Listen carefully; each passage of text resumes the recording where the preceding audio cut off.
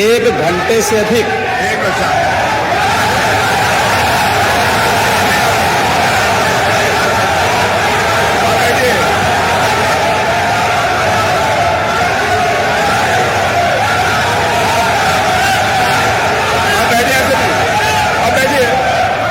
माननीय अध्यक्ष जी, नेता सदन खड़े हैं माननीय, आप अनुमति दे चुके हैं, उसके बाद ये शोर शराबा ठीक नहीं है, ये उचित बात नहीं। अध्यक्ष जी 1 घंटे से अधिक पूरा सदन माननीय नेता प्रतिपक्ष को सुनता रहा। बड़ी शालीनता के साथ उन्होंने अपनी बात कही। विपक्ष के नेता का जो दायित्व था, उन्होंने अपने कर्तव्यों का निर्वहन किया। हम लोगों ने सुना। इस सदन में और सरकार के उप मुख्यमंत्री अपनी बात को रख रहे हैं, बीच में रनिंग कमेंट्री का मतलब क्या है? और दूसरा, एक सम्मानित नेता के खिलाफ असभ्य शब्दों का प्रयोग हो, तो शब्द का प्रयोग हो,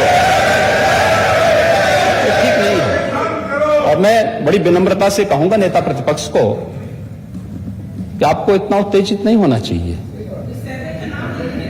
देखिए, सफाई की बात नहीं कर रहा हूं मैं, सवाल सफाई का नहीं है। देखिए, हम लोग भी जो विकास कार्य करा रहे हैं, या आपकी सरकार के समय जो विकास कार्य हुए होंगे, ये हमारी ड्यूटी थी। सरकार सरकार होती है और हर सरकार को अपनी उपलब्धि को कहने का अधिकार है।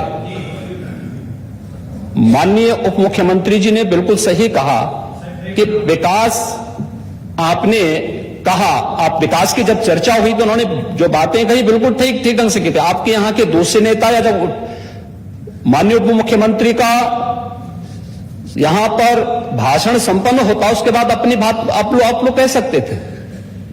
लेकिन देखिए, मैं कल भी देख रहा था, कल माननीय वित्त मंत्री जी यहां पे जवाब देने के लिए खड़े हुए, उन पर जिस तरीके की भाषा का प्रयोग उस समय किया गया, आज फिर हम देख रहे हैं। देखिए, लोकतंत्र में हर सदस्य को सदन में अपनी बात रखने का पूरा अधिकार है, और अगर आप कहेंगे तो कैसे इस बात की अपेक्षा रखते हैं कि इस पार से उसका जवाब नहीं मिलेगा? पूरे 1 घंटे से अधिक समय तक पूरा सदन और खासतौर पर सत्ता पक्ष से जुड़े हुए सभी मान्य सदस्यों ने आपकी बात को बहुत ध्यान से सुना। देखिए, सहमत होना ना होना अपना विषय है, नहीं, सवाल दूसरा नहीं। देखिए, सवाल, देखिए, सफाई भी इसी प्रदेश का हिस्सा। अध्यक्ष महोदय, सवाल ये नहीं है, मैं सुनने को तैयार हूं। अच्छा, मुख्यमंत्री जी बोल रहे हैं, सफाई भी तो इसी प्रदेश का हिस्सा है। नहीं, सफाई, देखिए, भाषा आप उसको बाद में बोल सकते हैं। देखिए, हमारी सहमति असहमति हो सकती है। देखिए, हमारी असहमति असहमति हो सकती है किसी बात पर, हम बाद में इस बात को करेक्शन करा सकते हैं। लेकिन तो मैंने शब्द का प्रयोग नहीं किया जाना चाहिए, और किसी भी असभ्य भाषा का प्रयोग नहीं होना चाहिए। और मैं माननीय अध्यक्ष जी से अनुरोध करूंगा कि अगर इस प्रकार की शब्दावली प्रोसीडिंग का हिस्सा बनी है, तो कृपया उसको हटवा दें, क्योंकि यह गलत परंपरा होगी और मैसेज का देश के अंदर खराब जाएगा। हमें हमेशा इस बात को ध्यान में रखना होगा, सदन की मर्यादा का ध्यान हर हाल में बनाए रखना होगा।